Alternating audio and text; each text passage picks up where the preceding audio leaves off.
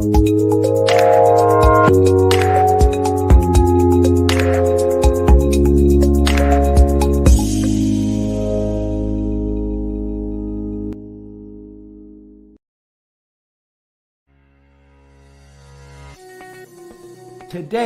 can be the turning point in your life by making a simple decision. Fundamental questions of navigation. Where am I? Where am I going? And how do I get there from here? I invite the leaders of our planet to ask themselves these three questions before they make any crucial decisions. But if you don't make decisions, you're going to stay right where you are. We are all map makers. We are in a time of transition. If we're going to change, we have to change the direction that we're going. Our planet needs leaders who know where they want to go. When we change the direction we're going, then we want to make sure we're going in the right direction. Leaders who can see the big picture. Because if we're not, we're going to either go backwards or we're going to stay where we are. Recognizing the psychological and the spiritual shifts and changes that need to be made, often from the inside to the outside. To be able to shape your future, you have to be willing and able to change your paradigm. Complex journeys require navigation. The path to the truth is one such journey. This is your GPS. Hairstyling services provided by J.D. Edwards Salon and Spa, Palmdale Shopping Plaza, Madera Street.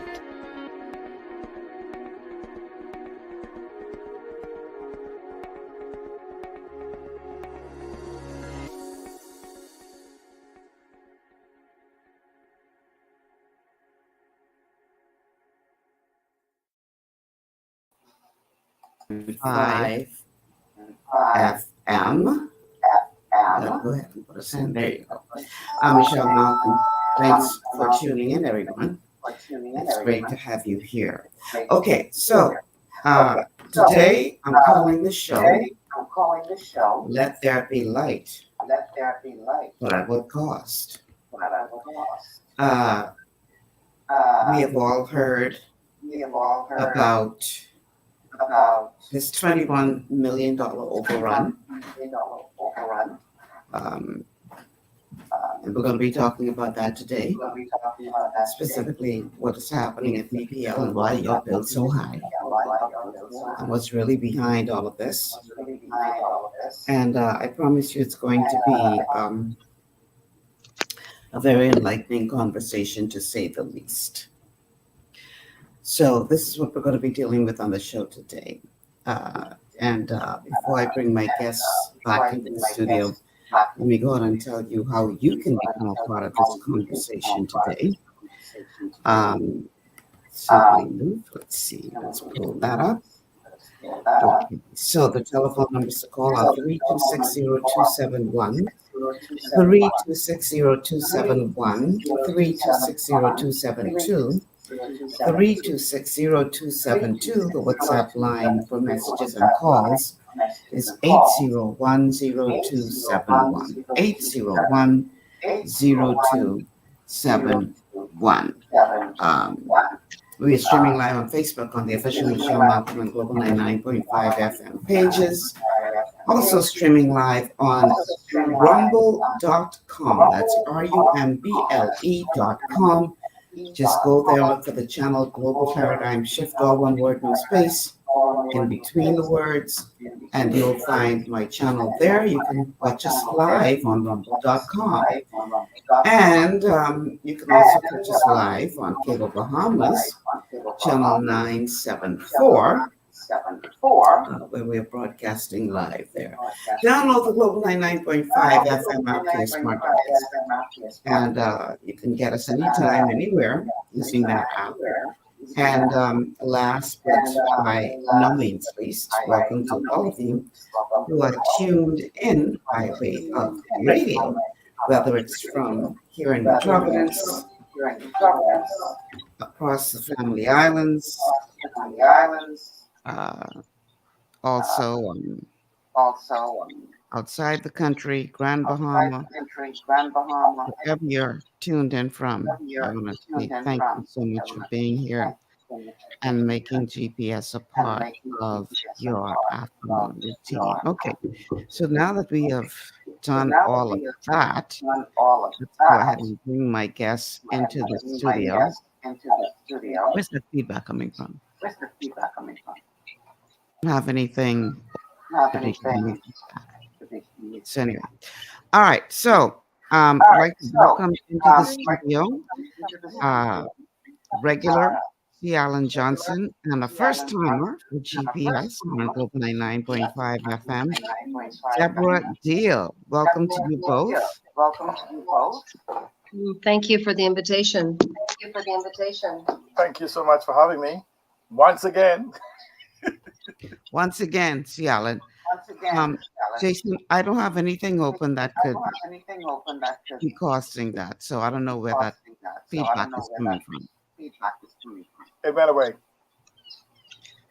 Okay, so I'm calling the show today. You saying my side? Open? Huh?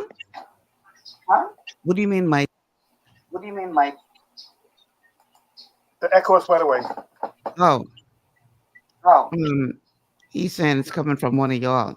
Anyway. My computer's off, and I have no other, instruments. So I don't know. I'll move my phone back from the. I couldn't get onto the computer. Okay. It's nice to put a name to a face because I've never seen C. Allen before, but I hear him on Dwight Strong's show quite regularly. Somebody has something I watch on his videos. where there's two devices on in the same room on your end. So I've muted my mic. That means, and I still was hearing the echo, so it could not have been coming from me. So, And I only have just my phone. Nothing else is on. Oh, now I've lost your voice. okay. There you go. Can you hear me now, Debbie? I can hear you now, yeah. Okay, perfect. All right, maybe you should put on some earphones if you can, Debbie, and see if no, that'll make it. no, Michelle. I don't have any, unfortunately. Hold on a second, Debbie. Michelle, I'm watching Yeah. your lips in real time, and you're about a few seconds behind us. So that would mean the problem is with you somewhere. But we're fine with hearing you. Okay. All right. I guess my audience is okay too. It's just kind of distracting for me because I'm hearing like an echo. No, the audience is saying that there's an echo as well. Yeah. The I hear it. audience is saying that, but it's gone right now because I went to the audience also just now. It's gone for you, C. Allen, but it's not gone for the rest of us. It's gone on the internet. I'm listening on 3 different platforms. Okay. All right. Let's get to it. I'll just try to work my way through it because it is kind of distracting and it might throw me off a bit. All right. So I'm calling the show today, Let There Be Light. But at what cost? We understand based on the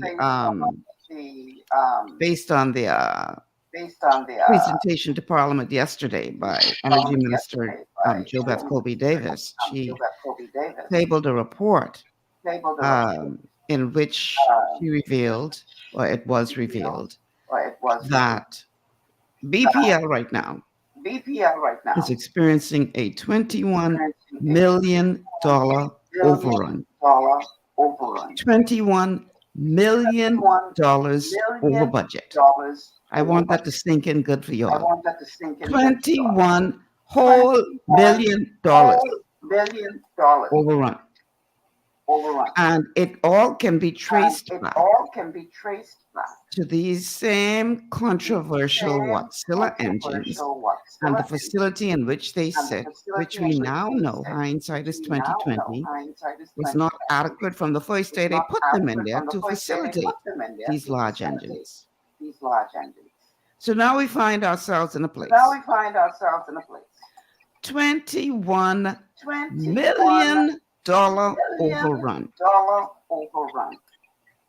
And we wondering why our light bill going up and up and up and up and up. Because guess who's paying that? It isn't the politicians, and we can talk about them, who made some lousy decisions and then tried to cover it up.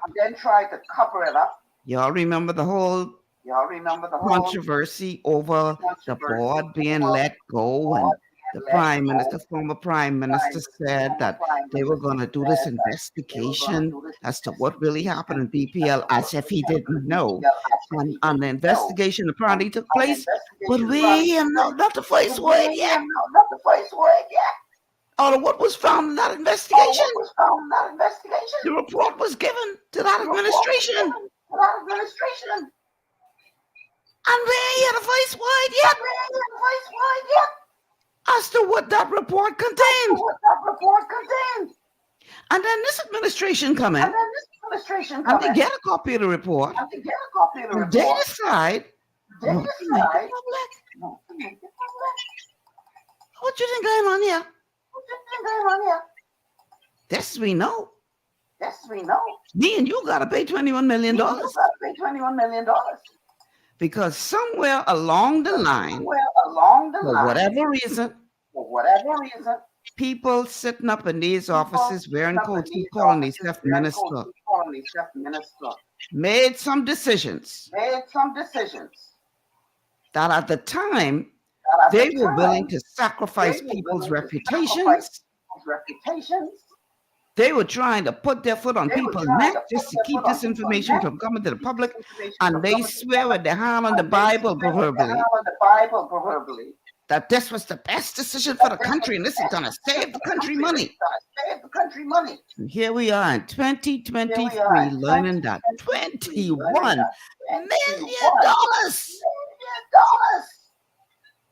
in overruns. We're going deep today, y'all. Because I don't know about you, but I'm sick and tired of disingenuous politicians. I am sick and tired of the lies and the skullduggery, especially when my bill, and let me tell y'all something, when it comes to light bill, I'm like a miser. I learned a lesson years ago that I turn everything off in my house what don't need to be on. So if I'm in a room, the light is on if necessary. When I leave that room, even if it's only for 5 minutes, I can leave the light off. I learned that that's a way to save on light bill. Just turn things off that don't need to be on. So on average, my light bill is run each month,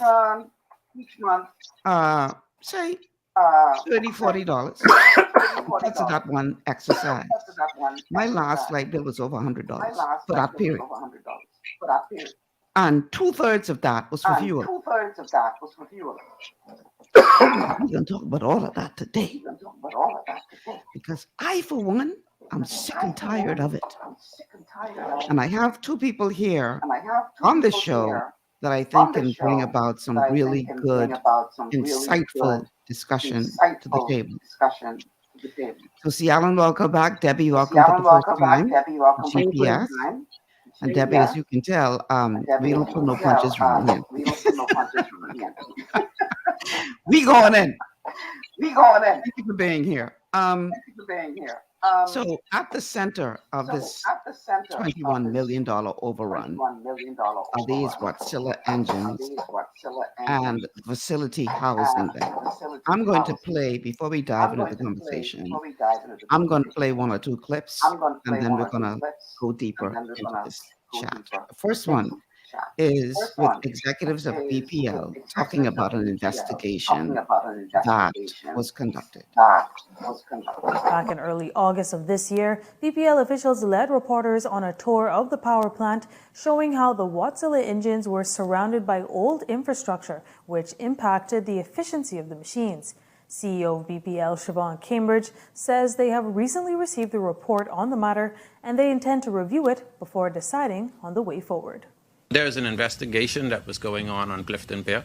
One of them is an engineering study to see how we can go about conducting those repairs. And as far as I know, that we would have just received some stuff back, I think, from the engineers that were doing that. And so we have to interrogate that report and see what is the best way to move forward based on the recommendations coming out of it. Okay. So that is a very short clip from BPL.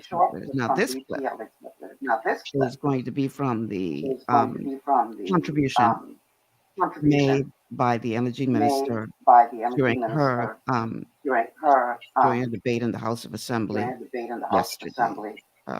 Listen to this. Energy Minister JoBeth Colby Davis tabling a report in Parliament today that outlined several deficiencies and failures in the agreement with Bahamas Power and Light and Wärtsilä. The power company contracted to supply over 100 megawatts of power in New Providence. Colby Davis telling parliamentarians the $96.9 million agreement ballooned and is still growing. The cost to date of Station A is $117.9 million. A cost overrun of some $21 million. A breakdown shows $7.6 million was spent on dismounting Station A, $108.3 million was spent on generator and auxiliaries, and $2.1 million on Station A structural spalling. In October 2019, BPL entered an operational and maintenance agreement with Wärtsilä. The report says the agreement was projected to cost $13.9 million over 2 years, or $6.9 million per year. However, BPL ended up spending $8.2 million per year. In the report, BPL CEO Siobhan Cambridge also noted the engines were being installed in a powerhouse built in 1981, which was already showing signs of structural deterioration. The report also called the outsourcing of BPL's plants a mild form of union busting, as Wärtsilä hired its own workers and prohibited BPL staff from entering the site. December 2021 saw an extension to the agreement. This saw the cost jump from $6.9 million to $8.2 million per year over 3 years. Wärtsilä issued a termination certificate that listed several breaches by BPL, prohibiting the power giant from enforcing certain performance guarantees. Okay. So, let's take a break. On the other side of the break, we're going to hear more from Debbie and C. Allen as we talk about this ridiculous news as it relates to the overruns in the tune of $21 million. And, you know, at some point in the show, we're going to talk about energy reform, you know, because we can't keep going this way. We cannot keep going this way. This doesn't make any sense. We're going to get to the bottom of it today. Stay with us. This is GPS. Stay with us.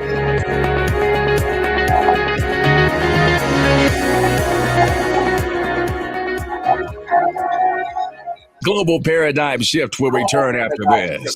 Understanding your microbiome, also known as your gut ecosystem, can change everything you thought you knew about nutrition, digestion, immunity, and metabolism. Keeping your gut ecosystem healthy and balanced is essential. Ultimate Microbiome by Longevity was specifically formulated to optimize this ecosystem. It provides the advanced support your gut needs through prebiotic, probiotic, and postbiotic supplementation. Our unique blend of probiotics includes Lactobacillus and Plantarum, healthy bacteria that can help prevent harmful bacteria from taking over your gut. Increasing your gut's population of beneficial bacteria creates a more balanced gut microbiome, which has been shown to aid in weight loss, skin health, sleep, mood, and may even help with seasonal allergies. Ultimate Microbiome also promotes the production of postbiotics. Postbiotics are key to help regulate your gastrointestinal health. To enhance digestion, Digizyme Multi-Enzyme Complex, a blend of 5 specific enzymes, has been added to Ultimate Microbiome. It can help break down food so your body can better absorb nutrients. Plus, we've added our proprietary I-26 Hyperimmune Egg Powder to aid in the elimination of disease-causing gut bacteria and help your body balance its immune response.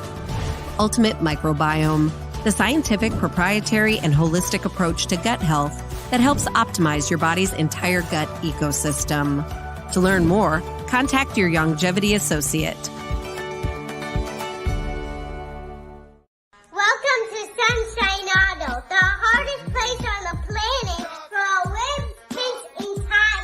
We are your auto superstore for rims, Lexani, Azaras, Trueform, Western, Lux, Fuel, Tracklight, Tough, Rough Racing, Velocity, Mud, All-Terrain, and low-profile tires, cars, homes, and commercial window tinting. At Sunshine Auto, we put God first and customer is king.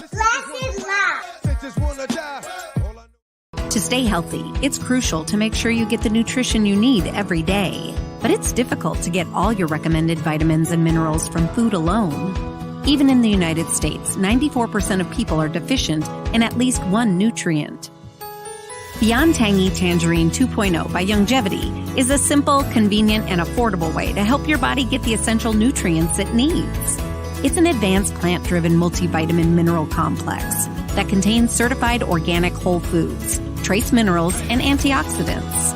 BTT 2.0 supports your body's natural defense system with a proprietary blend of energy-boosting and body-loving nutrients, plus prebiotics, probiotics, amino acids, and enzymes that support digestion.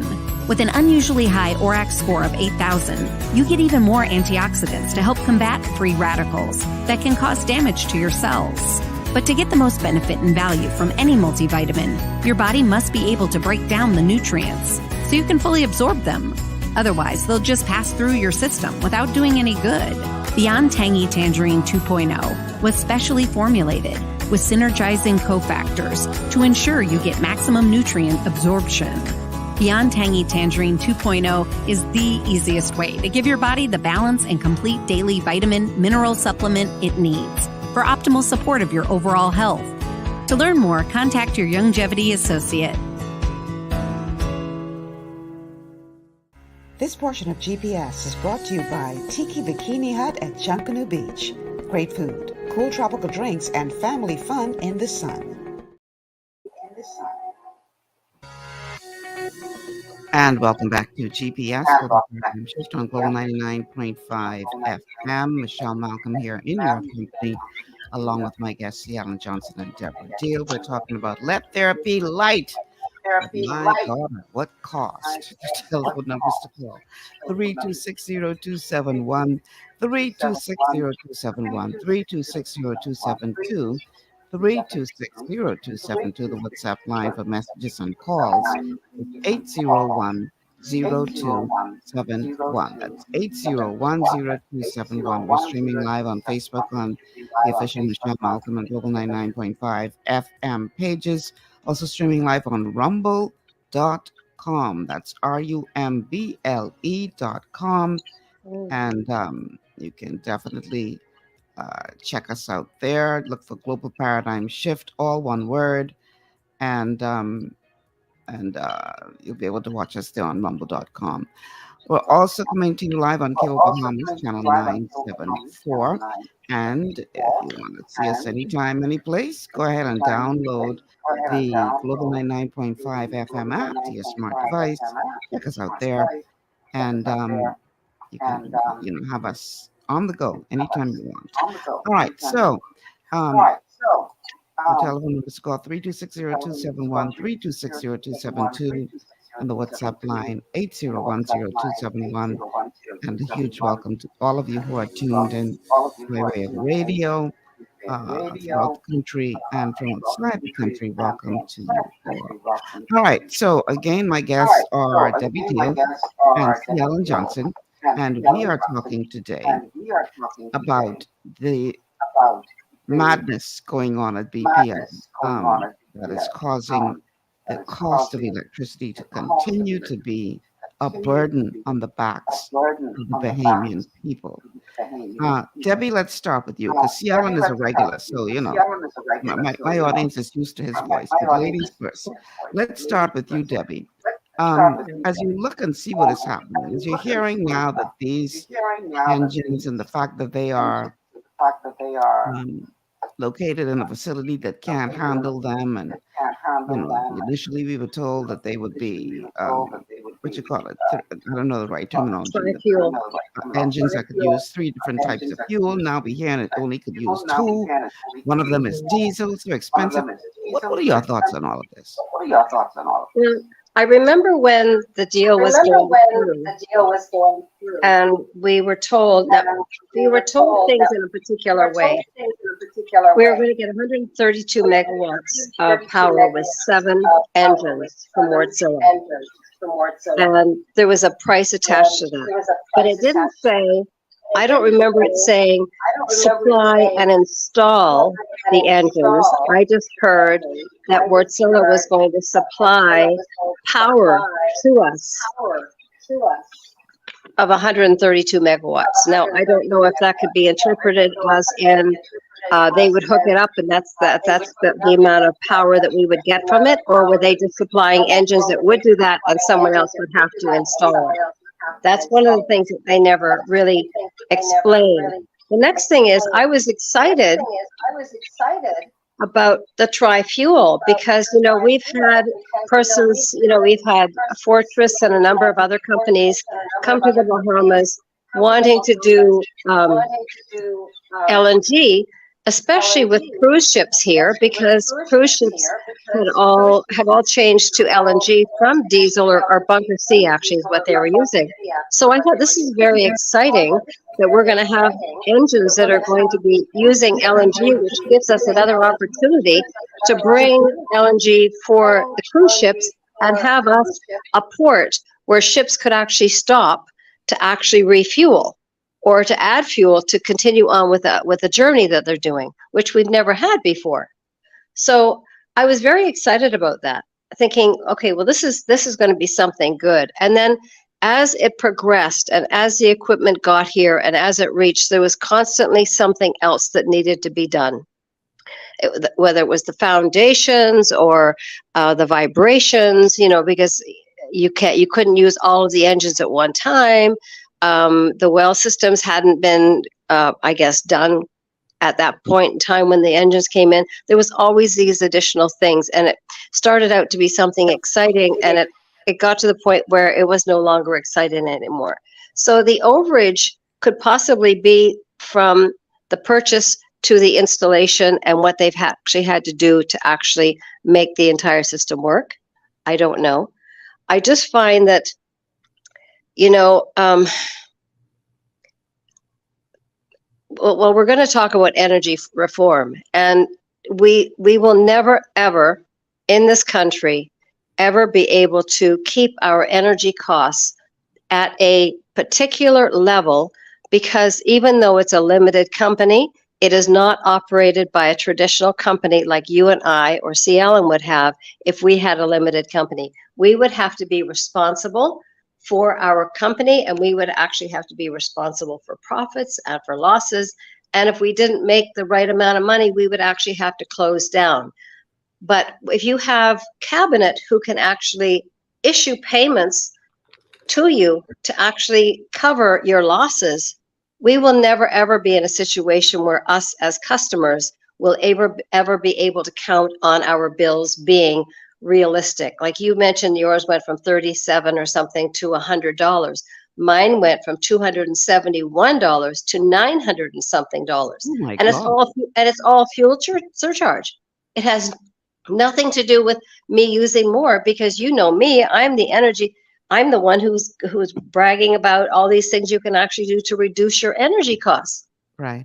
So it's just, energy form can be in two ways. It can be a company who actually decides that they're going to do something to make their product or their business better, or energy reform can be where you actually decide you're going to sell your business or part of your business, or buy and have another company come in and produce energy so that we can actually have energy reform, so that we could actually be able to have the energy that we should get based on dealing with a company that is actually a private sector limited company and not governed by government.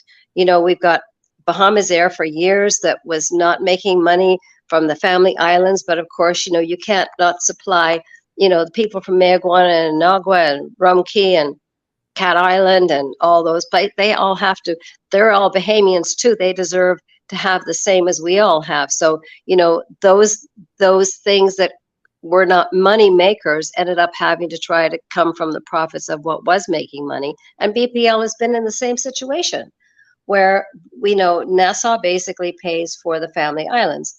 I know now that the Family Islands are going out to bid. The bids are already out with regard to doing solar in, let's say, Mayaguana, Crooked Island. I'm trying to think. There's about five or six islands down south that they have bids out for solar, and that would be the energy system, and the diesel engines would be the backup. Which makes sense because the ships are not always able to get down there when the weather's bad. So if the weather's bad, they have no power and they have no fuel for their, vehicles and that type of thing. So, it makes sense to use what we have, sun 24/7, but we also know that, you have to have two energy sources. You can't just have one energy source.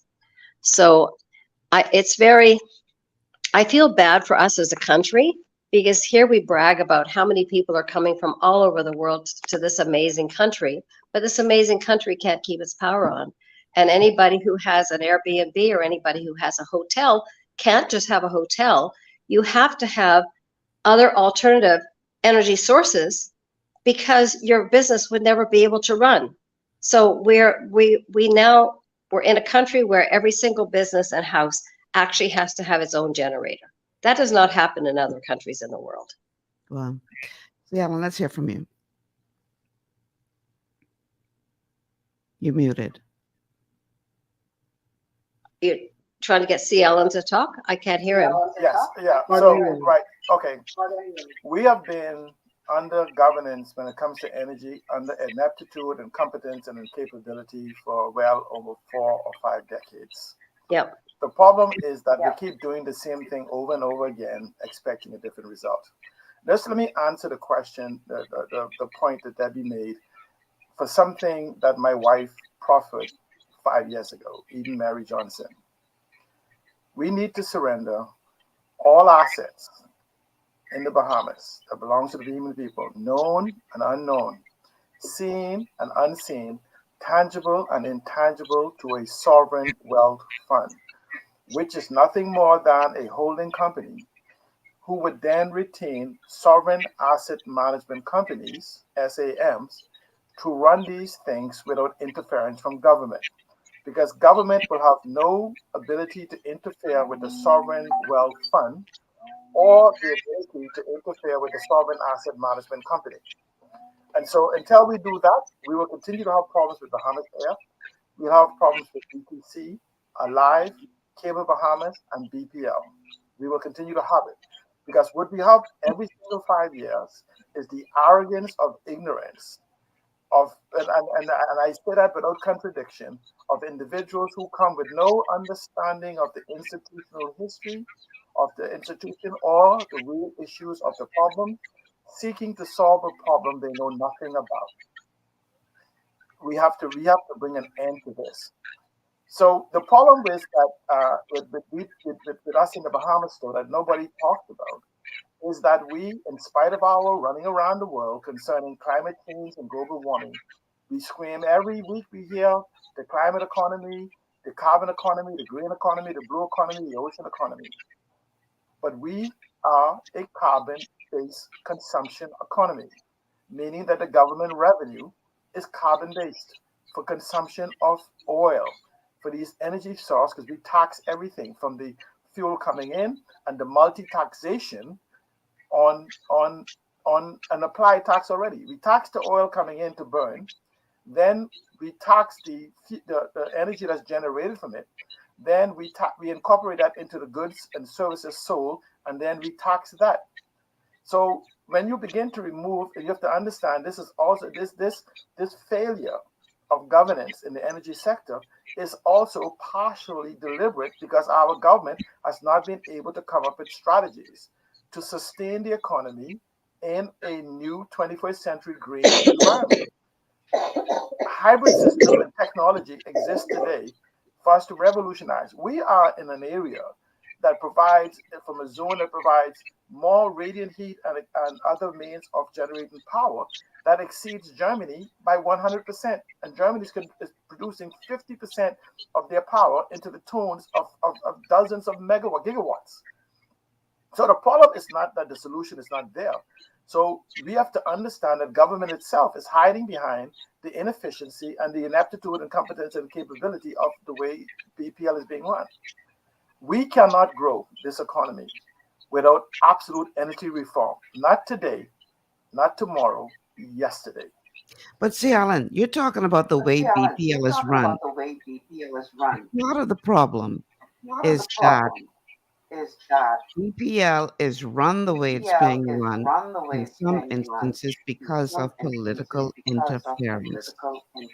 Let's go back to this whole issue with these Wärtsilä engines, which right now are at the center of this debate, because now we know that the facility in which they were put was not adequate enough to accommodate these engines. And now the vibration from the engines, etc., the building is falling apart now. It costs all this money to just keep everything up and running.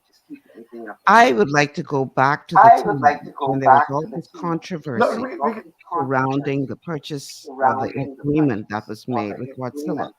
If you remember, and for those of you who don't, I will bring it back to your remembrance. At the time, there was a deal that was already approved, from my understanding, by the cabinet for us to do business with Shell America. We wouldn't have to have paid $1 up front. They were going to put in all the necessary equipment in exchange for us purchasing LNG fuel from them to run the equipment. That was already approved. The board of BPL, I'm advised. It had already received cabinet approval, I'm advised. And then all of a sudden, out of nowhere, we start to hear about these Wärtsilä engines and the fact that they were, in essence, scrapping that agreement and going with Wärtsilä. Because they said at the time that it would be better for the Bahamian people and would save the Bahamian people money. Now, there was all that uproar took place because the board, some members of the board at the time said, hold on now. First of all, we've already agreed to deal with Shell. Second of all, where is money coming from to pay for these engines? Well, they were subsequently let go. Can I answer those questions, Michelle? And we were promised that we would be told what happened. And as I said at the beginning of the show, we have yet to hear the results of that report. Now, I remember very clearly at the time that I was working in another place in the news department. We were the ones who broke the story about what was happening in BPL. And I remember very clearly that the minister at the time, the one Desmond Bannister, did everything but backflips to try to discredit members of that board who stood up and said, no, this is not what was agreed upon. Went as far as to being, and I'm being diplomatic here, disingenuous with regard to trying to, for want of a better word, sully the reputation of members of that board. And after investigation, we figured, no, we figured out, no, you lying. Some of the things you're saying are just not true. But they were hell-bent on pushing this Wärtsilä situation on us because they insisted that it was a better deal for the Bahamian people. Hindsight is 2020. Can I say something? Fast forward to October of 2023.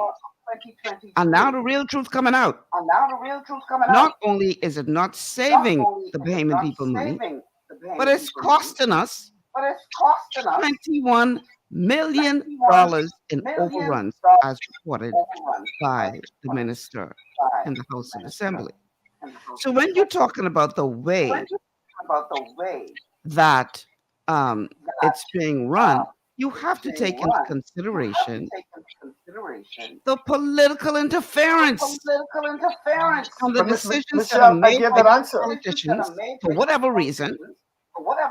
That is not in the best interest of the Bahamian people. What are your thoughts on that? Can I step in here just for a quick sec? Go ahead, Debbie. All right, so the deal that you were talking about, that Shell, the Desmond Dennison said was approved and it was the best thing for the country and all that kind of stuff. You might remember, I'm not really sure, but back in 2016, Debbie, the I don't know if you can chamber, hear me. Debbie, do me a favor. I think the echo is coming from you. I need you to sign out and sign back in. I'll let C. Allen respond while you sign out and sign back into StreamYard, and let's see if we can get rid of this echo. Because we're only hearing it now when you let me speak. give us some instructions. Can I give instructions, Debbie? Just mute your device while I speak. If the echo goes away while you're on mute, then it's you. hang on a sec. I got to figure out how to do this. Or Michelle, can you mute her? She just turned her camera on. Okay, let us sign back in. You go ahead. Okay, no, Michelle, I'm still hearing it. She's no longer in the Michelle. Right. But I'm saying, go ahead. Michelle, is as a technician, I'm telling you where the problem is in your studio. There's some latency in your internet, and so you're having a feedback within your computers because I'm watching your lips and it's not synced to your voice. So I'm watching that. So short of you restarting your system, we'll have to continue as is. I did that already, but go ahead. Okay, but what happens is that what you simply described is but a small symptoms of it. You know, I hear this whole argument concerning that it would not cost us anything. You know, Michelle, I'm giving away free sodas. Sorry, I'm giving away free sodas. I'm just charging $2 for the cup. You can go next door and buy a soda with a cup for $1. But guess what? If you come to me, the soda is free, but the cup is $2. So this whole concept of doesn't cost us anything. There's no business in the world that runs for a negative to lose money. You pay one time with others. The same thing we've been making for decades about this LNG deal with the Carib deal with Venezuela. You know, the guy says to us, we'll send you a bill for $1 million, but you only need to pay $300,000 for the next 20 years. He didn't say that the $700,000 is going to go away. It's simply delayed. It's part of a credit system.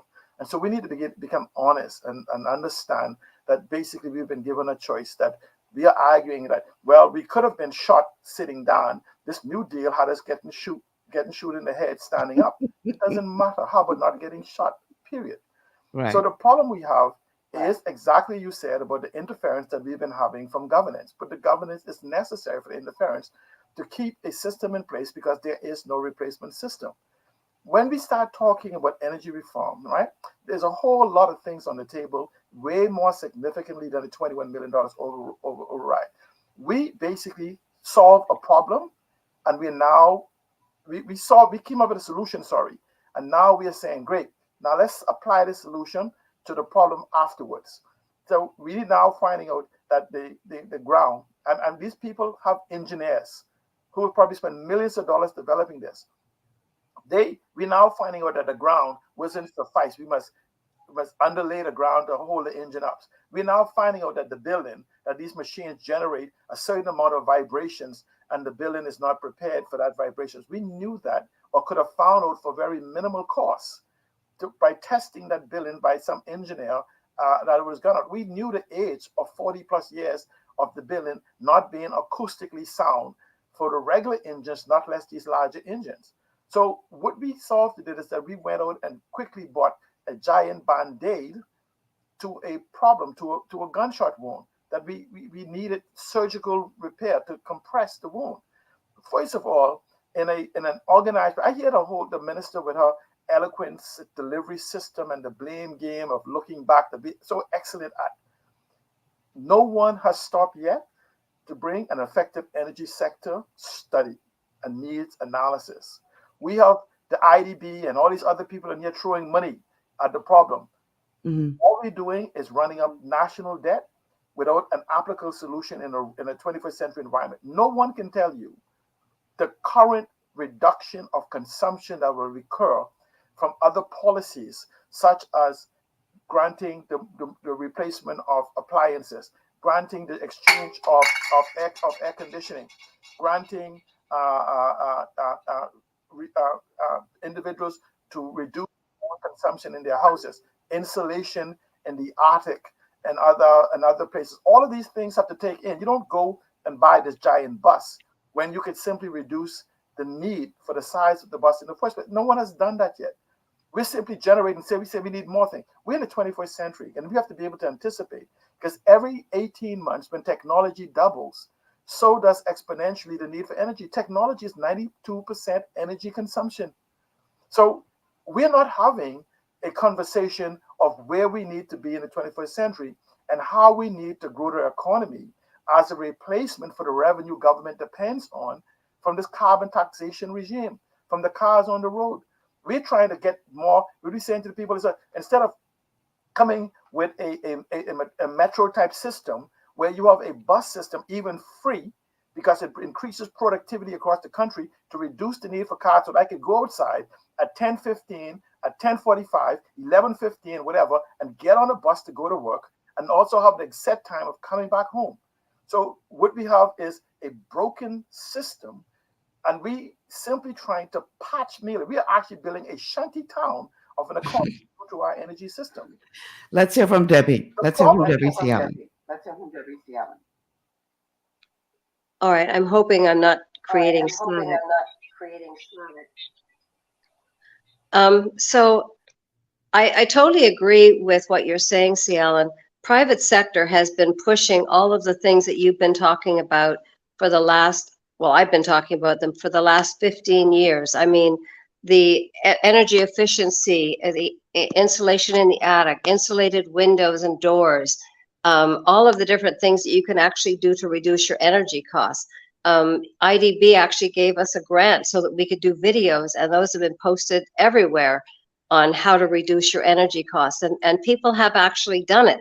But when you can only reduce your energy as much as you can reduce your energy, but when you get to a point where your energy has been reduced by, let's say, 75% with everything you've done, and then the government comes back and gives you these high surcharges where your bill is 3 times what it normally is, it doesn't matter how much energy you're using. You cannot possibly keep your bill low enough to actually be functional as long as they continue to do that. And they continue to do that because cabinet is the rich daddy who's always there with money when the teenager has run out all their money, which is basically BPL, and it happens on a regular basis. Every time you turn around, there's another thing. Look at the fact of the backup generation that they have, the Agreco backup generation. The amount of money that's paid on backup generation over the last, 7-8 years is we could have put in 2 brand new energy plants in New Providence with the amount of money they spent on rental generation. But do they get rid of it? No, they continue to pay millions of dollars a month just for backup generation. These are decisions that are made by government. Private sector is doing their best to, buy electric cars and do all of these things that we can do. We now have, duty reductions on energy efficient appliances and isonine and energy efficient windows. Everything is duty free. So we're getting the duty free things from government for those things, but in one hand, you're getting it there, and in another hand, it's getting taken up by BPL, which is run very inefficiently, as we know, with aging equipment.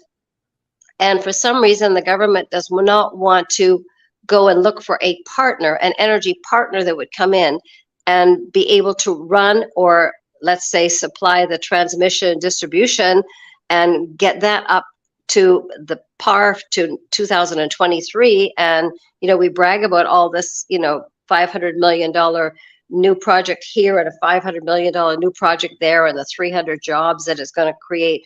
But we don't talk about how much energy it's going to create and how our system is a failing system that can't even handle what we've got now.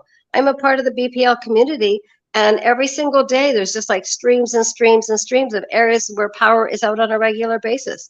So we really, And I don't know how to do it. I really don't know how to do it because government seems to be hanging on to BPL for like as if it was there was a gold mine there and they just haven't told us about it yet.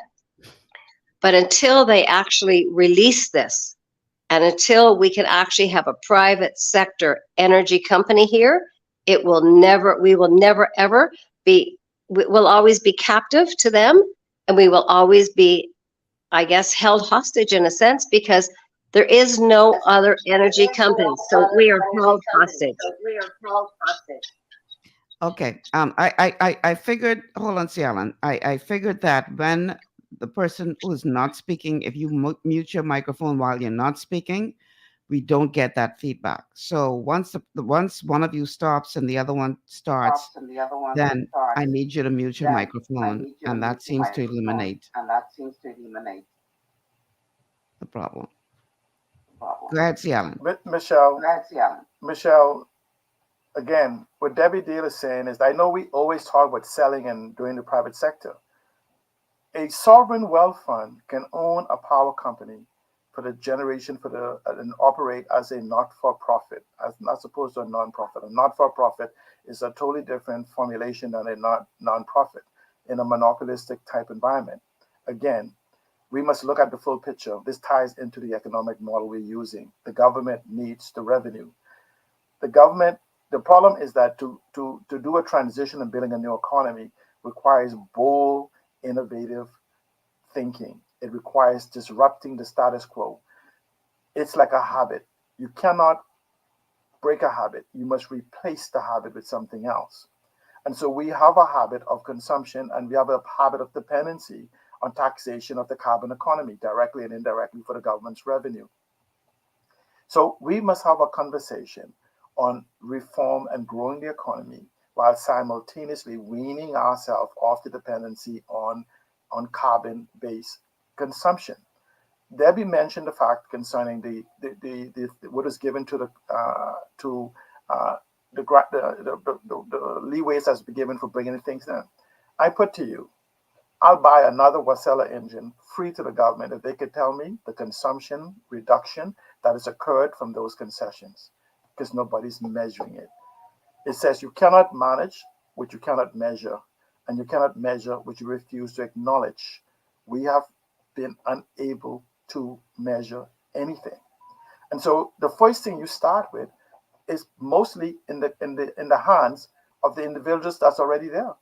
And that is the consumption of each individual house that we could begin to look at individually. Each house could reduce their footprint on the grid, whether it's reduction and coming off the grid and a whole list of things. We got 120,000 homes on the BPL grid. We have 30, 40, 50,000 on the Emera grid here on Grand Bahama. We are not taking proactive, sincere approach as to achieve what is it we're trying to achieve. When you talk about what we pay for, when we talk about what we pay for oil alone for the burn in Bunker C, $300 million a year. Well, it's funny that 1 megawatt of electricity costs $1 million in equipment to produce. So that means what we spent on Bunker C, we could have put in a 300 megawatt production system, which is 100% of our consumption, just in solar or wind, and pay for it in 1 year. But if you even do a transition over the years of reduction and going up, we could go and get a $500 million loan and literally pay $100 million a year just in savings and pay off a system that's going to last 20, 30, 40 years in 5 years. But it cannot be done in government, as Debbie says. We need to call for BPL to be surrendered to a sovereign wealth fund for which government will have no interference or input. They would have a legal mandate to generate power at cost plus a minimal amount to maintain whatever it is for the infrastructure, whatever. It's not a profit generation. That's why it's called not-for-profit. So if you generate a small profit, it goes for infrastructural improvement and future anticipation of growth. A sovereign asset management, we don't have to sell to anyone. We can buy expertise. If I was to chip my teeth right now or two, I wouldn't go and buy me a dentist to work for me full time. I'd go and pay him for the services I need for the time I need him. You buy expertise. They do it in fortune companies all the time. So we don't have a problem.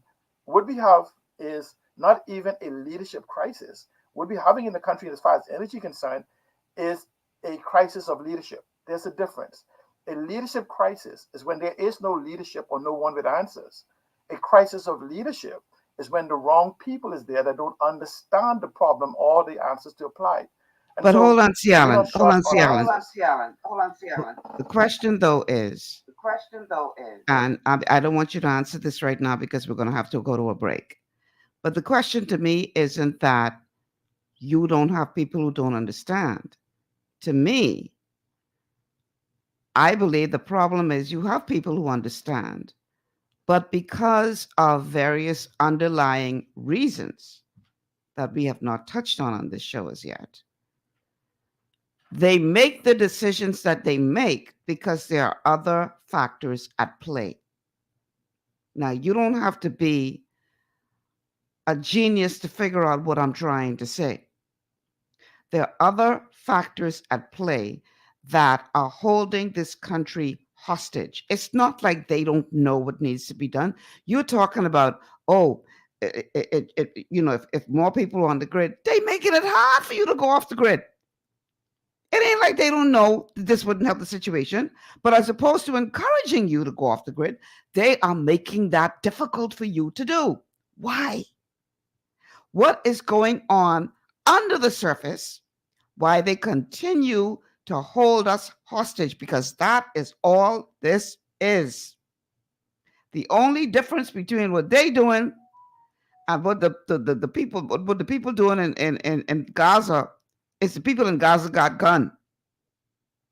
They holding us hostage. Why?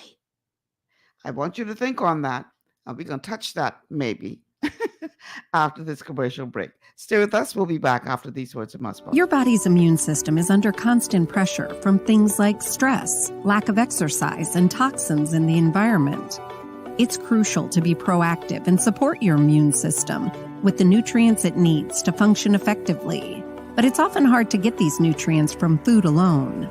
Introducing fast-acting Zinc Plus Immune Support by Longevity. Unlike zinc-only supplements, Zinc Plus Immune Support builds on the proven power of zinc and adds complementary nutrients to give your immune system extra support. Vitamin D helps balance the effects of zinc, while our proprietary blend of natural fruit and root extracts provides the extra help your immune system needs to work against daily stressors. And we've included Longevity's exclusive plant-derived minerals to give your body the minerals it needs, but can't get from food alone. And because Zinc Plus Immune Support is delivered in a great-tasting, sugar-free, berry-flavored lozenge, it encourages quicker absorption of all these nutrients into your body. Zinc Plus Immune Support. Zinc plus the extra support your body needs to promote a healthy immune system. To learn more, contact your Longevity associate. Welcome to Sunshine Auto, the hardest place on the planet for a rims, paint, and tires. We are your auto superstore for rims, Lexani, Azaras, Trueform, Western, Lux, Fuel, Tracklight, Tough, Rough Racing, Velocity, Mud, All-Terrain, and low-profile tires. Cars, homes, and commercial window tinting. At Sunshine Auto, we put God first and customer is king. Blessed love. It's gotten harder and harder to get your daily requirement of vital nutrients from food alone. Without additional vitamin and nutrient support, your health and well-being can suffer drastically. That's why Z Radical was specifically formulated. It combines a blend of antioxidant-rich vitamins, minerals, and botanicals with the protective powers of fucoidan to help fill the gaps from lack of nutrients in your foods. The core of Z Radical is fucoidan, a naturally occurring polysaccharide that helps stimulate immune reaction, protecting you against inflammation and oxidative stress. We harvest this powerful mineral-rich nutrient from brown seaweed, harvested only from the world's most pristine ocean waters to ensure the purest quality. It's then extracted using cold process technology to ensure maximum levels of bioavailability. Then we add essential vitamins that help to protect your cardiovascular and nervous systems. and are crucial for optimal immune and neurological function. Z-Radical also includes a proprietary blend of delicious antioxidant-rich fruits and berries. This great-tasting combination helps your body combat free radical imbalances that can contribute to a variety of degenerative conditions like arthritis and heart disease. Z-Radical. Experience the power of fucoidan with antioxidant-rich berries, 8 essential vitamins, and more to provide you with potent health benefits. To learn more, contact your Longevity associate.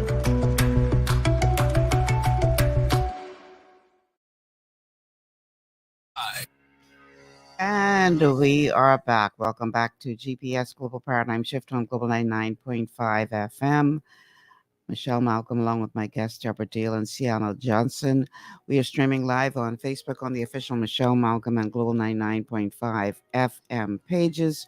Also streaming live to rumble.com. That's rumble.com. Look for Global Paradigm Shift, all one word, no spaces.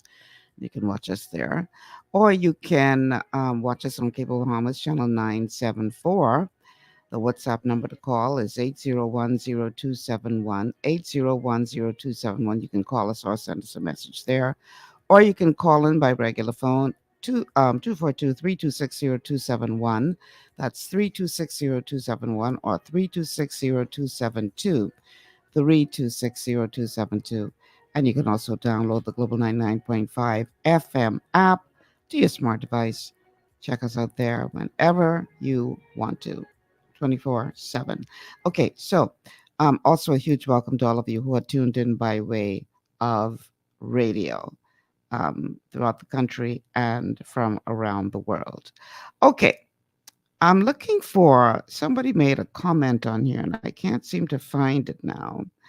One of our Facebook viewers made a comment about, and I wanted to read it to the audience, but I can't seem to find it right now.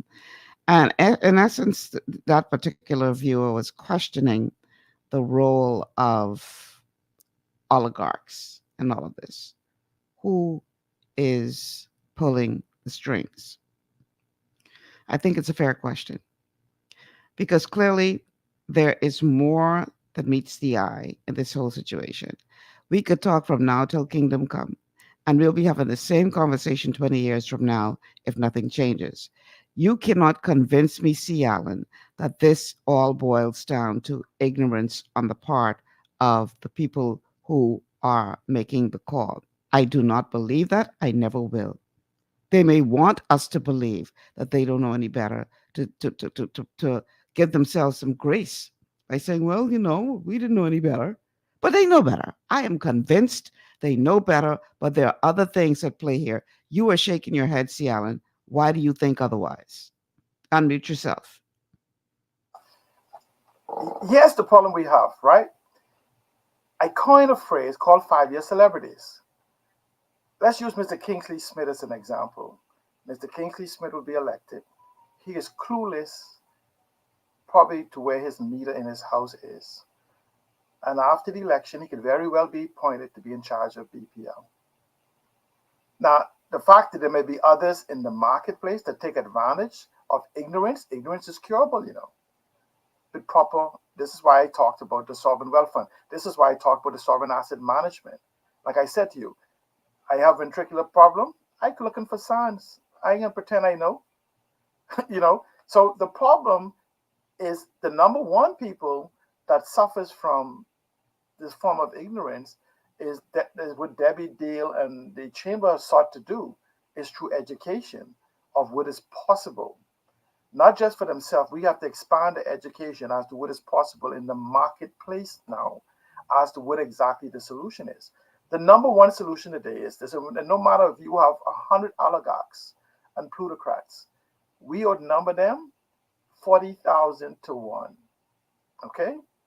And so we just have to make the demand. We have not made the demand because we didn't know what to demand of our individual MPs rather than screaming at the band called PLP or FNM. So if we begin to understand what it is that we are seeking to have done, we understand. Behemoths also have to understand how they benefit from this reduction in energy costs. Because things changes. We are paying, when we talk now about this 100% or whatever impact on the fuel due to the failure of this current administration to do the hedging, guess what? I know of no business in this country that pays a light bill. None. None. And you can't convince me that any does.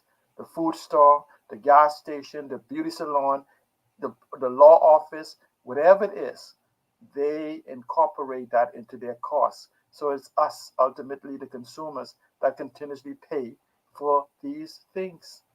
So until we actually have an honest, open conversation beyond the blame game between the two political juggernauts, and let's plot a path forward, which is simultaneously reforming the economy for new economic growth that doesn't depend on carbon consumption, and at the same time, reforming our energy sector.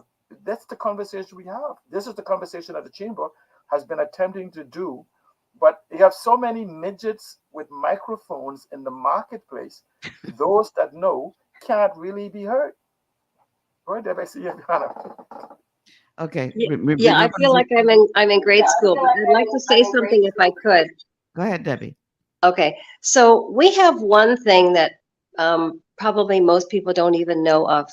So, and it will affect everything that we're talking about now. So I sit on the National Climate Change Committee, and we have been working. Well, as you know, the country signed on to the Paris Agreement back in 2016, and signing on to the Paris Agreement isn't just saying yes, we will reduce our carbon emissions by 30%, and we will go alternative energy by 30% by 2030. You can't just say that. You actually have to back it up with fact. You have to back it up with documents. You have to back it up with how you're actually going to do this. So for us to actually have to do this, we need to figure out, where are we already, right? Where are we now? Where are our carbon emissions coming from? There's been consultants here for the last 3 or 4 years working on all of the documents that need to be prepared every 2 to 3 years that have to go to Brussels with regard to our commitment to the Paris Agreement. So we have no choice. If we say that we are going to reduce our carbon emissions and go solar by 30% by 2030, we actually have to show how we're going to do that. And but we need to know where we were to start with. So we do actually have data. We do actually have data on all of those things, C. Ellen. So we have that. And we also have a commitment. And if you don't honor your commitment, there are huge fines that you have to pay for not honoring it. So what the global community is trying to do is get everybody who is signed on to the Paris Agreement to honor their commitments by reducing their energy consumption, their fossil fuel use, their greenhouse gas emissions, by doing certain things. And that's why every time you turn around, you see the United States now is doing solar, electric vehicles, and it's happening all over the world. So we have now a commitment that we have to make, that we have to follow through with, that the government has to follow through with, because we would not be able to get any funds for climate change issues, which our prime minister is out looking for, right? We would not be able to get those funds for us as a country if we don't honor our commitment and hold our end of the bargain. Yes, we may not produce much considering the rest of the world, but that's not the point. We have to reduce our own emissions and do our own work on alternative energy for our own country because of our commitment that we've made to the Paris Agreement. So those are commitments that it doesn't matter who the oligarchs are. It doesn't matter who it is who owns the fuel company in the Bahamas and their family is getting rich because of it. That's not going to have anything to do with that, because these are commitments that we have made globally that we will need to honor for us to be able to get funds from the Green Climate Fund and all these other agencies and banks that we can, to be able to save us for adaptation and mitigation with climate change, which all stems from the use of the fossil fuels. So we do have something there that we are going to have to honor, and that's something that we will actually eventually help us. We have a caller on the line. Caller, welcome to GPS. Yes, good afternoon, Lady Malcolm. Good afternoon, Debbie and C. Allen. Mm-hmm. Lady Malcolm, I really call to back you up in what you said prior to the break, that nobody could convince me this isn't by design, and it feeds a few of the oligarchs out there. We know exactly who controls the movement and the stuff, and when it comes to oil in this country, we know who making the 30 or 40 million dollars a month of lube oil and stuff in this country. It doesn't matter what type of argument everybody has put up. We know exactly what is going on and stuff like that. Now, I think Ms. Deal was saying something about 30% all natural stuff. Well, all she got to do is just drive down Market Street, drive slowly, and then you can see one oriented place there and look on the roof both sides. Solar, totally solar, off the grid, like C. Allen say. The people that can afford it are basically totally off the grid. The only people that are suffering and carrying the brunt of this burden are the poor people. Check it out. They could get their 30%, but it just wouldn't be on me and your house. Thanks for taking my call. All right. Thank you so much for calling. Michelle, on that caller, the Marcia. problem is that 80% of us is in the poor category. Say that again. 80% of us is in that poor category. We've had extramentally, we have never had this level of poverty or even abject poverty ever existed in the history of the Bahamas. These are things where, Debbie, I would love to see the data that you guys have collected, because there's multi-points of collection that has happened. We're in the age of technology, we're in the age of artificial intelligence, we're in the age of all of these different things. It doesn't take 3 years. All of the data I know, many of the data we're looking for are already residual inside of the power company. They have a meter on every single house, or majority of the houses, except for those on the no stop, on the do not disconnect list. But we have the meters that we can take that information. We can examine each one of those by self-examination and otherwise. And so it's not a lack of data. I think it's a lack of will. But for me, I want you to answer the question, anybody to answer the question. How do you displace your income from one place and not have it in another place and suffer the catastrophic collapse? And this is where this is not a simultaneously removing, because again, I can show you where there, you could get a group of people right now who would come in here and install 300 or 500 megawatts if in exchange you agree to stop using oil on day one, okay, including the battery backup and whatever rudimentary backup that they can have. They will transform this in less than a year. So let's look at that. That's an instant solution. This is what a sovereign wealth fund will do. But we then have to then go and look as to why there's no will to do it. Because the collection of 5-year celebrities that we watch the movie every Mondays and Wednesdays and sometimes Thursdays, is they're acting out their role as opposed to bringing actionable solutions. It's a fact. And so what happens then is that if we can go right now today, I don't need no studies to simply say the technology exists and the information is in the global marketplace, that we only need 5 square miles of land or sea, because putting solar over sea actually increases the efficiency as much as 20% for production. So are you telling me that we don't have 5 square miles on South Beach? We don't have 5 square miles on the roofs? We don't have 5 square miles on the side of the roads? We don't have 5 miles on the driveways and parking lots, whatever? We do. So that's not the issue. It's the willpower to do it, because I'm saying to you, simultaneously they know if you have 2 jobs, when you quit one, you need to have the income replacement. That's what I'm talking about, the carbon consumption, that we have a regime.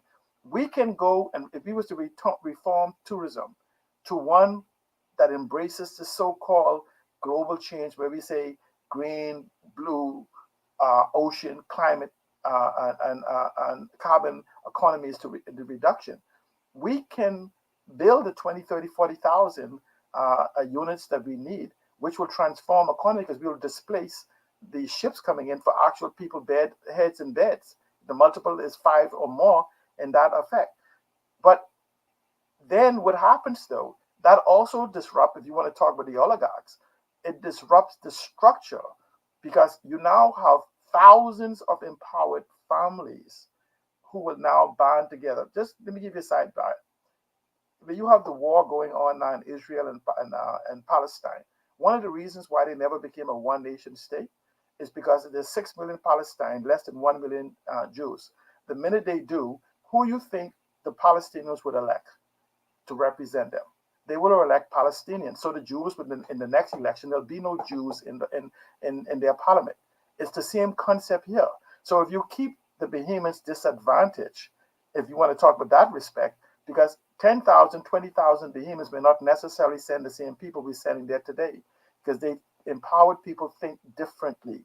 Energy and data is the fuel of the 21st century. We are failing to use both of them. The data, the base load of the data that we need to basically to crunch, beyond these, don't bring me no reports. You could give me an analysis of the data, which is called a report, and then make the data available for individuals like me and others who have been in the data business for 40 plus years to take a look at it. So we can give you another opinion, another view, because we are part of this collective that's trying to solve this problem. Energy reform only lacks the willpower, and for those who suffer from the arrogance of ignorance, to seek to cure it from those that actually may know. The information is there. You could talk to Claude right now and Bard and OpenAI right now. Just talk to it, it'll give you the solutions from an artificial intelligence, collective intelligence type point of view. So that's not the problem. What do we do to reform the economy? But let me just pause and say this. And tell Bahamians, make a demand of their leadership, individually and collectively. I'm talking about going to your MP and have him admit what he knows or what he do not know, and then have him begin to speak in your voice. The number one issue, short of health in this country, is energy. Have him, and many people suffering from health, from the stress of the energy. So what you need to do is go to them, get 21 of them to agree with us concerning the need to sever BPL away from government. And Debbie, you should understand this. We pay $10 million a month on a note. Michelle, extrapolate from $10 million. I may not be correct. I'm doing this over my head. A $10 million note on a 15-year basis at 4% interest brings a principal of $2 billion. That means somehow we're financing maybe $1.5 billion to $2 billion of legacy debt that sits there. Then secondly, to have an effective smart grid on New Providence will cost another $1 billion that we have yet to even begin to address. How would we put in a smart grid, because we don't have the solution to which to apply the smart grid? So we need to find a sovereign wealth fund who can generate electricity at 5 cents or less than 10 cents.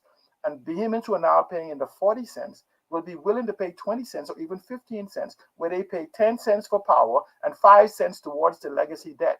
But that will not happen in Parliament. We must sever BPL away from government into a sovereign wealth fund.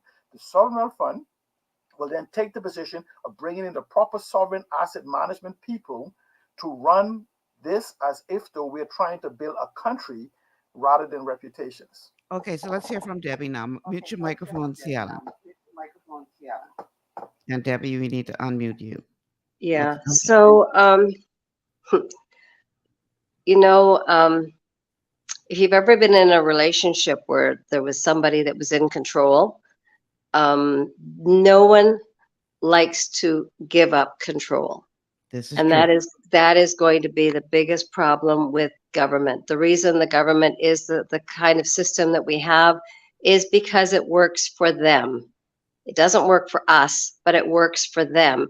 I've always been offended that we have members of parliament that are not allowed to go into parliament and talk about what their constituency needs. If they do, and it contradicts what the party is actually doing, then they get cast aside like an old shoe. But members of parliament are supposed to be working for their constituency, but they don't. And people don't even bother go, or I should say not all people, but some people do not even go to their members of parliament because they know that they're going to be talking into deaf ears. Somebody's going to say, oh yes, I agree. But no one is ever going to say anything about it. And that's the main problem that we have here. A sovereign wealth fund is a great idea, but everyone has to give up control to actually do that. It's going to be very challenging to get all members of parliament on both sides to be able to say, yes, you know what, we agree The country is in peril. We need to do what's good for the country and not for politics. We need to put politics aside. I can't see that happening anytime soon, but that is what needs to be done. Other than that, the private sector is going to have to continue to push and do everything that we can possibly do, because there's no sense if you know you're not getting anywhere by talking to government, then you have to do it on your own. We have to, just like, you might not want to work for government, you might want to have your own business. Well, you can have your own business, but to do that, that you actually have to have the money to do it. You've got to have the staff, you've got to have the business, you've got to have the savvy to do it, you've got to be able to market your business. You know what you've got to do. Private sector does that. Government does not. So we are just going to have to continue doing what we've always done and continue pushing what we need for ourselves, for our families, and for our country. And if you have to do it like I do, by just, talking to everybody I can possibly find to actually, let's change these things, and see, Ellen, the same with you. You show people how you can actually change your own life without having to do it the way you would like to do it, by having your government actually work for you, which is not happening. I do not see the government working for us. I do not see that at all. All right. Thank you, Debbie. Hold on, Alan, wait a minute. We got to take a break. Mute your microphone, please. Sad but true, Debbie. Sad but true. We're going to take this break. When we come back, we're going to continue this conversation. Let there be light, but at what cost? That's the question we're asking today as we look at the need, the absolute need for energy reform. Stay with us. We'll be back after these words from our sponsors.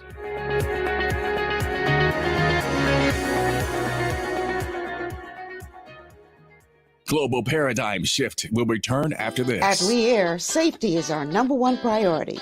Flying since 1996, we offer scheduled flights into Fresh Creek and Mangrove Key Andros and Great Harbor Key, Berry Island, twice daily, 7 days a week. Affordable charter services are also available to anywhere in the Bahamas and the Caribbean. Lee Air Charter Services. Call 225-3267, 702-7127, or 322-1317 for reservations. Understanding your microbiome, also known as your gut ecosystem, can change everything you thought you knew about nutrition, digestion, immunity, and metabolism. Keeping your gut ecosystem healthy and balanced is essential. Ultimate Microbiome by Longevity was specifically formulated to optimize this ecosystem. It provides the advanced support your gut needs through prebiotic, probiotic, and postbiotic supplementation. Our unique blend of probiotics includes Lactobacillus and Plantarum, healthy bacteria that can help prevent harmful bacteria from taking over your gut. Increasing your gut's population of beneficial bacteria creates a more balanced gut microbiome, which has been shown to aid in weight loss, skin health, sleep, mood, and may even help with seasonal allergies. Ultimate Microbiome also promotes the production of postbiotics. Postbiotics are key to help regulate your gastrointestinal health. To enhance digestion, Digizyme Multi-Enzyme Complex, a blend of 5 specific enzymes, has been added to Ultimate Microbiome. It can help break down food so your body can better absorb nutrients. Plus, we've added our proprietary I-26 Hyperimmune Egg Powder to aid in the elimination of disease-causing gut bacteria and help your body balance its immune response. Ultimate Microbiome, the scientific, proprietary, and holistic approach to gut health that helps optimize your body's entire gut ecosystem. To learn more, contact your Longevity associate. For all your building needs, it's Carib Construction and Project Management on Gladstone Road. We build it all: schools, homes, hotels, and more, including structures requiring a Phase 3 electrical contractor. We also provide project management services. The first step towards your dream building begins at Carib Construction and Project Management. Call us at 376-1556 or 341-4466. One of the things I love about the mailboat is their relationship with Bahamas Air. I can earn travel points on my international freight and redeem them when I fly. For me, online shopping is easy, with mailboat to U.S. addresses and regular freight delivery to Nassau. Plus, I can always prepay customs and freight, and they always notify me when my package arrives. Yeah, a lot of people think the mailboat is just for shipping, but they also offer a safe and secure storage facility at affordable rates, all in a central, convenient location. We also offer passenger service into Freeport multiple times per week with a seating capacity of over 450 persons. With family movies on large screens, one hot meal included, and on-board lounge for snacks and soft drinks. We're the Mailboat. We're bridging people, products, and places.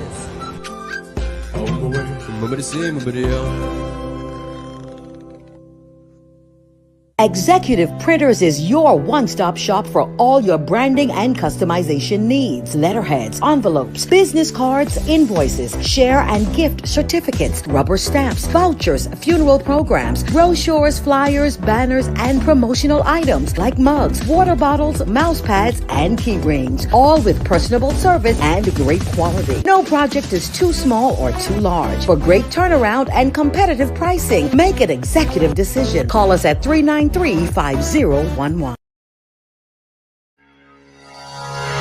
And welcome back to GBS Global Paradigm Shift on Global 99.5 FM. Michelle Malcolm here in studio, along with my guest, Deborah Teal and C. Alan Johnson. We're talking about let there be light, but at what cost? The urgent need for energy reform in this country. The telephone numbers to call: 3260271, 3260271, 3260272, 3260272. The WhatsApp line for messages and calls is 801-0271. That's 801-0271. We're streaming live on Facebook on the official Michelle Malcolm and Global 99.5 FM pages. If you haven't already done so, it's not too late to like and share the show. Also coming to you live on rumble.com. That's rumble.com.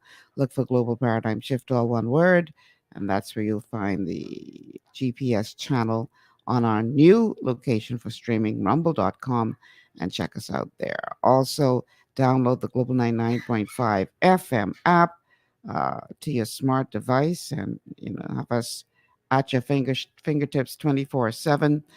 And huge welcome to all of you who are tuned in by way of radio. We have a caller on the line. Caller, welcome to GPS. Excellent show. Good afternoon to everyone.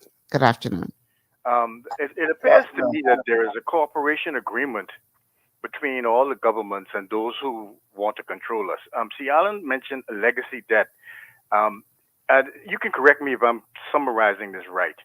There are a group of people or a company that's supplying us with this fuel that we need and the energy that we need, and continuously allowing us to just pay on the principal, but pay the interest and let the principal ride. Am I right in saying that we do have a debt that continues to increase, which eventually will hold us hostage? I'd like for C. Allen to let me know what is that debt that we owe, the actual value. The actual value could be as high as $2 billion, but at minimum it's above $1 billion to $1.5 billion. But here's how it is. Debbie kind of hinted at you. Every time BPL has a deficiency, the government guarantees the debt to BPL. That doesn't immediately translate to our national debt. However, it's a liability, kind of like juggling that we do in the air. So this is the minute BPL cannot pay that debt, it will be slammed in our face to our national debt to become payable. And every single year in these inefficiencies of processes and operations, every time BPL needs some money, it runs, just like Debbie said, runs to Daddy, and Daddy says, here's a loan, sign this promissory note that you're going to promise to pay. But they are never in a position, nor can project to ever be in a position to ever pay that debt. So that debt, no matter how, even though it's in the corner being floated in the air, it belongs to all of us. We are the owners of BPL. We will eventually have to pay this debt. If it's not us, it's going to be our children or grandchildren, because it's only so long that you can juggle a ball before your hands get tired and one of those balls is going to hit the ground. And that's when the S is going to hit the fan. This is why it is so important for us to solve this problem now rather than later. All right, let's hear from Debbie. I wanted to ask another question. Go ahead. Debbie, unmute your microphone. Okay. Okay, but I got it. do we owe this debt? Oh, she's there? Yeah, she's here. No, would you like him to do his other question and then I can come on?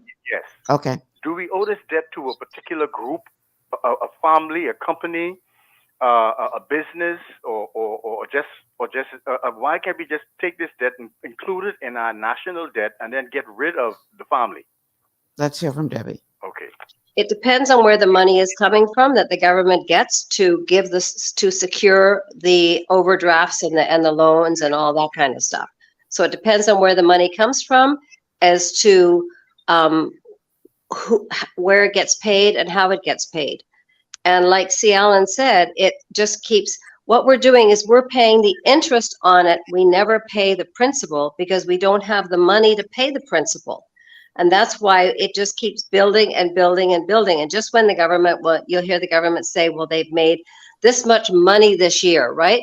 Well, they're telling you how much money they've made, but how much money is still being paid year after year after year? I mean, I remember back in 2020 when Cabinet paid off two of BPL's debts. One of them was from 2014, and the other one was from 2009, and it was $350 million. So here we're worried about now. We're talking about the $20 million overage for this Wardzilla deal, right? But if you think about some of the other things that are constantly going on, how can we ever dig ourselves out of this hole when we're constantly overrunning on every single project that's built? Every single thing that's built in this country is overrun by at least 30%. Then that money is never set aside. We don't even put money aside in this country for maintenance of buildings. We end up having to bulldoze buildings because they were never maintained. Whoever is in charge of the money for this country is not in charge of the money for this country. They are in charge of, they have a job, but they're not doing the job that they're supposed to do, because at the end of the day, everything in this country is in shambles, and everything in this country is, we're putting Band-Aids on absolutely everything, from our roads to our energy company, to our hospitals, to our health services. Everything has Band-Aids on it. And we're not taking care of any single one thing. How long will it be before we become like Haiti? Oh, we'll never become like Haiti. We don't have the population and we don't have the aggression, and it hasn't been 400, 500 years where we've been oppressed. We live in a country that is considered a wealthy country, although 60% of our population is under the poverty line.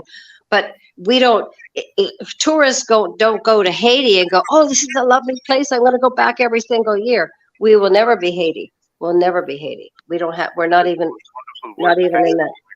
All right, thank you, caller. I say, let me say, Michelle, we will never be Haiti because the leadership to take this country into the 21st century isn't coming. They're here. Say it again. We won't become like Haiti because the leadership to take us into the 21st century isn't coming. They're here, and many of them are parked offshore. These individuals that now wants to hold the wheel, time is knocking on their door. Like he said, they need to know when to step out. That's okay. We'll just have a few more state funerals, and then we'll have the country we want. Interesting.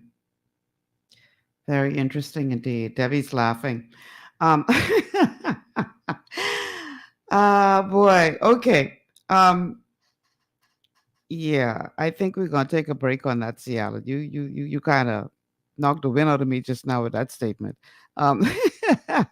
Debbie, unmute your microphone. Sorry. Yeah, I was. That was just. It's too appropriate. There's too apropos, right? It's a shame that I think a lot of us get involved in things, whatever it may be. We get involved in things because we think that we want the best, right? And we want to fight for the best. And as we start doing what we want to do, we find that there's so many roadblocks that we can't really get to where we want to go, and we can't really accomplish what we want to accomplish. So we end up doing it in a different fashion, which often ends up by somebody offering you help. And as they offer you help, it's generally tied to something financial. And then you end up in a situation like most of the people are in, where they are so tied up in what they've committed themselves to that they cannot get out. And that's how I see it. Well, Debbie, I know you're new to GPS around these parts, but we recently did a show with Pierre DePuche, centered around a book called The Confessions of an Economic Hitman. And what you said just now in that last sentence is exactly what that book is about in a nutshell. We have put ourselves and continue to put ourselves in the position where they are holding us by the kahunas. And either you play their game or you suffer some serious consequences as a result. But the problem is the ones who are really suffering are the people. The people of the country are the ones who are really suffering as a result of this madness. We have a call on the line. Caller, welcome to GPS. Good afternoon, Miss Malcolm. Hi. Your guest, Allen, and Miss Debbie Deal. Y'all are Mhm. doing a wonderful, good job. Thank you. And like you say, the last statement that Miss Debbie Deal said, all of them got their foot on our necks, Hmm. holding us down. And what could we do? Well, that's a good question. Let's let our guests answer that question. God What? bless y'all. Thank you for Continue. calling. What can we do? Tiana, let's start with you. Break some foot. Say what? Break some feet. Okay. The lady said they've got our foot on our necks. Understood. And Understood. I say break some feet. But see, what happens is that we start demanding individual empowerment and collective empowerment, and we state what is it that we need. Remember, government responsibility is legislation, policy, process, procedure, and programs. What we have is 5-year celebrities who believe they should govern our lives, even picking up the garbage from in front of our houses. And we pay millions of dollars for Department of Works, and they believe that they should pave our roads. We pay millions of dollars for parks and recreation. They believe they should read our things. We need governing to get back to governance. We need them to begin to build people who will build the roads, who build the airports, will build the parks, will build the buildings, will build all of the things that is necessary. If we get government aligned to its purpose, we can have a better country.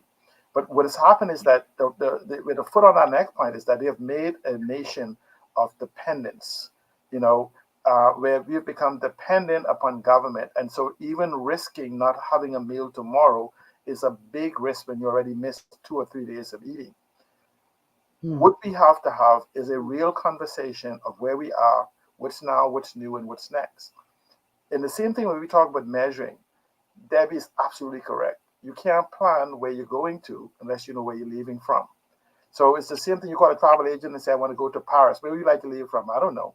Oh, this time you call and says, I'm in New Providence. I want to take a trip. Where you want to go? I don't know. You must know where you are and where you want to go to plot a path. And then you can gauge the steps or the time that's necessary to get there. These are not conversations we're having. So what we need is the chambers doing their part. As a union of businesses, they've been advocating. But we, the people, if you say there's 30,000 businesses in the country or 40,000 people business in the country, there's 120,000 homes and 400,000 people. And we are government. When we begin to realize that we are the government, that we are the businesses, we are the collective of who we are, then we begin to understand our value in this equation. We have to demand from our government going now, especially in election mode, more of the rhetoric of the blame game, looking back. We have been eloquently be able to describe the problems the others have encountered, but no one has been able to eloquently describe the future that we should possess. That's where the problem is. Energy. Let's get back to energy. There will be no economic growth that is necessary to negate or stop this extreme growth of poverty and abject poverty in our country unless we solve energy. They are taking the things they need for housing, the money they need for housing, the money they need for food. Even the food they beg, it has energy incorporated into its price. And so we have to fix the energy, and it's not a super solution. It is simply having government, not because they want to, it's because they have to surrender this control they have to a sovereign wealth fund. Understand, a sovereign wealth fund is nothing more than the holding company that the government has no ability to influence. Like, just an example, I win $1 million, I take my $1 million to Clico or Kalina. I don't go and tell them, this is, I want you to do this, and I want you to do this, whatever. They do what is best interest. They are a sovereign asset management company. The sovereign asset management company can get with the business sector, tell them what is necessary. And I just want you to understand, this could be done overnight. Here's the problem. And simultaneously, as we solve this problem, because we're already spending the $300 million a year for the solar system and wind system already, so we could solve this problem in 3 years. That's not the problem. You have now just ripped out the economic platform for which government depends on revenue. That's where the chamber and those who understand the 21st century say, hey, now that we know we can do this in 3 years, we must now do this in 10. And this is how we will replace the displacement of revenue that's happening. Okay, right? let's hear from Debbie now. Let's hear from Debbie now. So, government knows who private sector is when it comes to January the 1st. When it comes to paying your business license and your taxes and your property taxes and all that, they definitely know who private sector is then.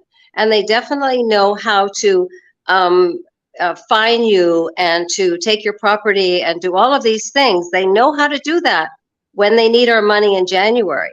But in June, when we're asking for things to be added into the budget, right? Like I'm a board member for the Bahamas Contractors Association because I've been a contractor for 40 years. We have been trying to get licensing. You know, the act went in 2016, but the government is not interested in that because the government is able to actually dangle the carrot when people come in and want to do a $500 million project and they say, well, we need licensed contractors. And they say, oops, we don't have any here. So I guess we'll let you bring in whoever you want to bring in. So, you know, the private sector's there when they need our money.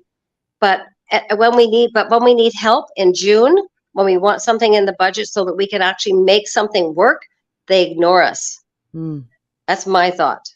Very interesting. Okay, we have to take a break. Let's take this break, and then we'll only have about 2 minutes left, and we'll wrap it up. Stay with us. This is GPS. We'll be back.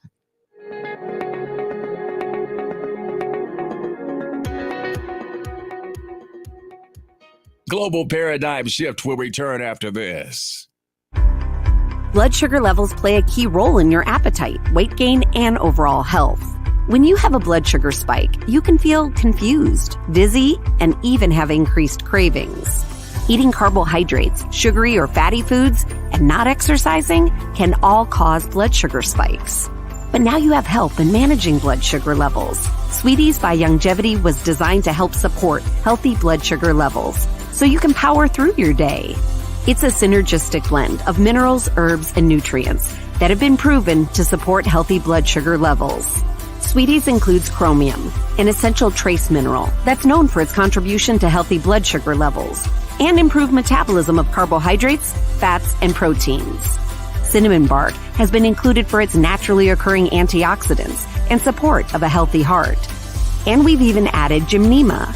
It's been used in Ayurveda for centuries to help promote healthy blood sugar. All the ingredients in Sweeties work together to give the best support available for blood sugar control. Sweeties, the blood sugar support supplement from Longevity that helps control cravings and manage blood sugar levels through your day. To learn more, contact your Longevity associate. Welcome to Sunshine Auto, the hardest place on the planet for rims, paints, and tires. We are your auto superstore for rims, Lexani, Azaras, Trueform, Western, Lux, Fuel, Tracklight, Tough, Rough Racing, Velocity, Mud, All-Terrain, and low-profile tires. Cars, homes, and commercial window tinting. At Sunshine Auto, we put God first and customer is king. Blessed love. As you age, factors like health, weight, diet, and lifestyle can all impact your bones, joints, and general mobility. Even everyday exercise can lead to wear and tear on your body. Over time, you might start to experience stiffness or pain due to damaged joints or connective tissue. Ultimate Glucogel by Youngevity was created to help you limit the effects of wear on your joints. It delivers a daily dose of collagen-rich gelatin your body needs for joint elasticity and maintenance. Ultimate Glucogel contains a 1-to-1 ratio of gelatin and glucosamine sulfate, which is a key building block of your bone matrix, cartilage, ligaments, tendons, and connective tissue. Gelatin's unique blend of amino acids not only help with muscle and joint health, but also has been shown to provide additional benefits for the brain, skin, and hair. Ultimate Glucogel. Natural, optimal daily support for joint health. To learn more, contact your Youngevity associate.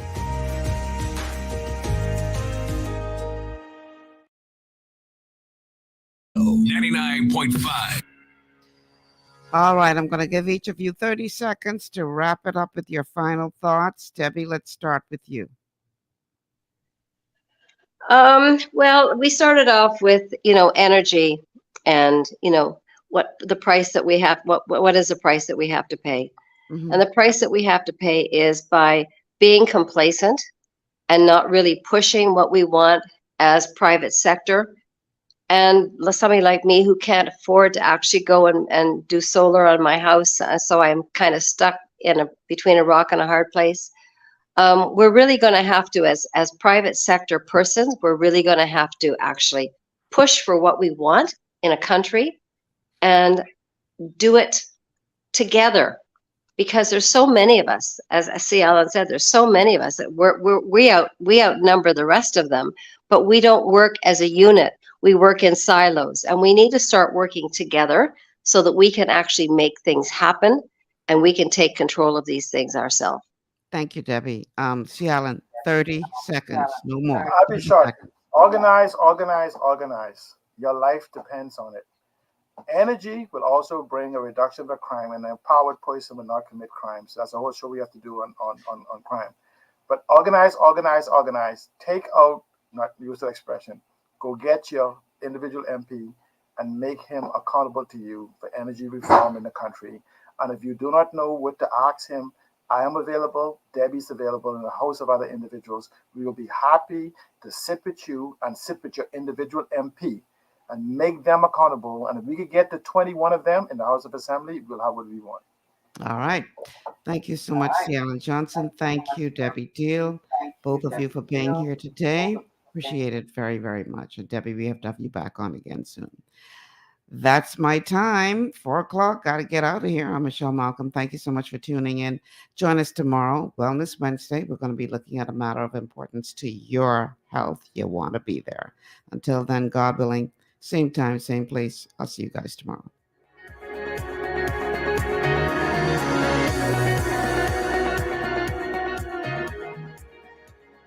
Global 99.5 FM reminds our listeners that the views and opinions